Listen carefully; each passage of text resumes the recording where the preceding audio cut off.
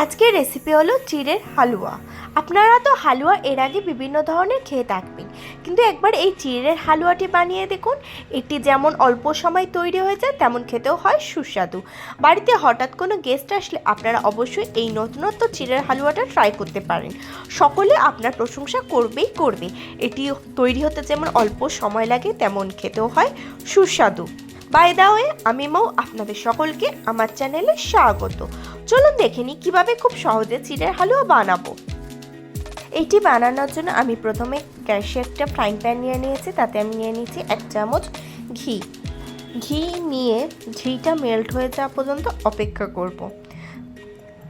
ঘিটাকে আমি কড়াতে খুব ভালোভাবে স্প্রেড করে দেবো। ঘিটা যখন কড়াই খুব ভালোভাবে স্প্রেড হয়ে যাবে এবং ঘিটা যখন হালকা স্লাইটলি গরম হয়ে যাবে, তখন আমি এতে দিয়ে দেবো ছোটো ছোটো করে কেটে রাখা নারকেল দিয়ে নারকেলটাকে হালকা লাল করে ভেজে নেব। আপনি যদি আমার চ্যানেলে নতুন হয়ে থাকেন, তাহলে আমার চ্যানেলটি সাবস্ক্রাইব করার অনুরোধ রইল, আর পাশে থাকা বেল আইকনটি অবশ্যই প্রেস করে দেবেন, তাহলে আমার ভিডিও সর্বপ্রথম নোটিফিকেশন আপনি পেয়ে যাবেন। দেখুন নারকেলের গাটা লাল হয়ে গেছে। এবার এটাকে তুলে আমি সাইডে রেখে দেবো।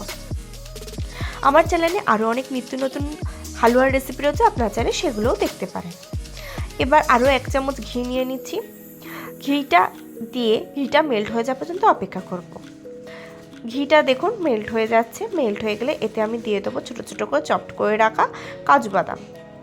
কাজু বাদামটাকে খুব ভালোভাবে নেড়েচেড়ে ভেজে নেব। দেখুন কাজু বাদামটাকে খুব সুন্দরভাবে ভেজে নিচ্ছি। কাজু বাদামটা ভাজা হয়ে গিয়ে এলে এতে আমি দিয়ে দেবো ছোটো ছোটো করে কেটে রাখা আমন্ডসটাকেও আমি এই কাজু বাদামের সাথে নেড়েচেড়ে ভেজে নেব। আমন্ডস আর কাজুটা যখন হালকা করে ভাজা ভাজা হয়ে আসবে, তখন সেই মুহূর্তে আমি এতে অ্যাড করে দেবো কিশমিশ। দেখুন আমি কিশমিশ দিয়ে দিয়েছি। কিশমিশটাকেও আমি এর সাথে খুব ভালোভাবে নেড়েচেড়ে ভেজে নেব।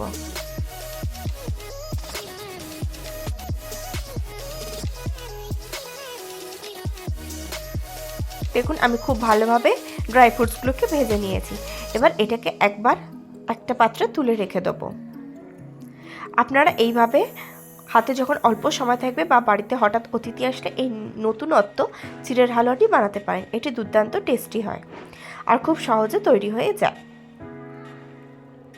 দেখুন আমি এই ড্রাই ফ্রুটসগুলোকে সাইডে একটা প্লেটে তুলে রেখে দিচ্ছি।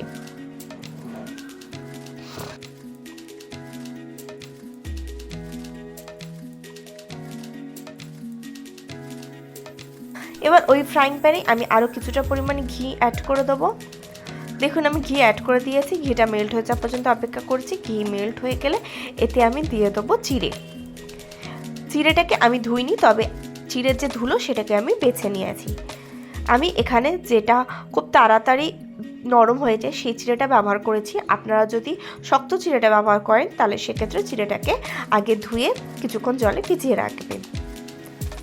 দেখুন এবার চিড়েটাকে আমি ঘিতে খুব ভালোভাবে ভেজে নিচ্ছি।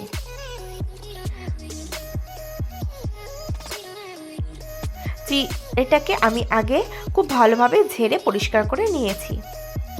দেখুন চিড়েটাকে আমি খুব সুন্দরভাবে নেড়ে চেড়ে ভেজে নিচ্ছি।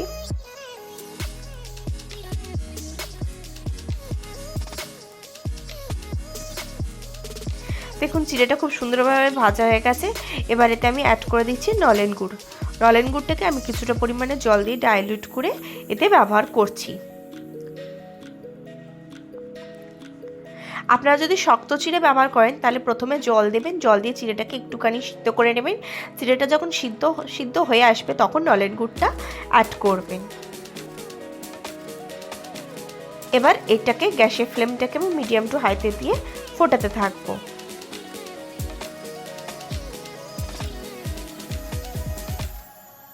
যেহেতু আমি নরম চিড়ে ব্যবহার করছি, খুব তাড়াতাড়ি এটা সিদ্ধ হয়ে যাবে।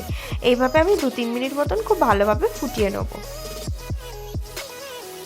আপনাদের বাড়িতে যদি নলেন গুড় না থাকে, তাহলে সেক্ষেত্রে আপনারা জ্যাকরি পাউডারও ব্যবহার করতে পারেন।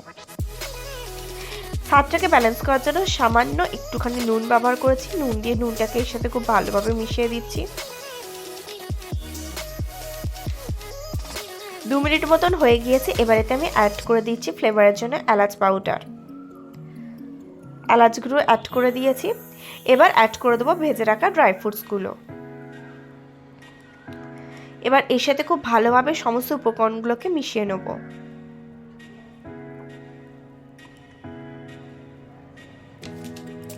এটি মাত্র 5 থেকে 6 মিনিটে তৈরি হয়ে যায় আর খুব দুর্দান্ত টেস্টি হয়।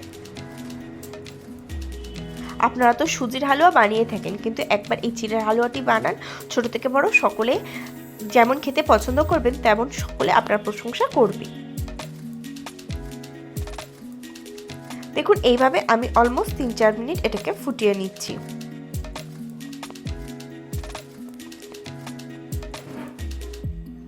এইভাবে আমি 3-4 মিনিট ফুটিয়ে নিয়েছি। এবার গ্যাসের ফ্লেমটাকে লো করে আমি এটাকে 2 মিনিটের জন্য একটু ঢাকনা চাপা দিয়ে দেবো।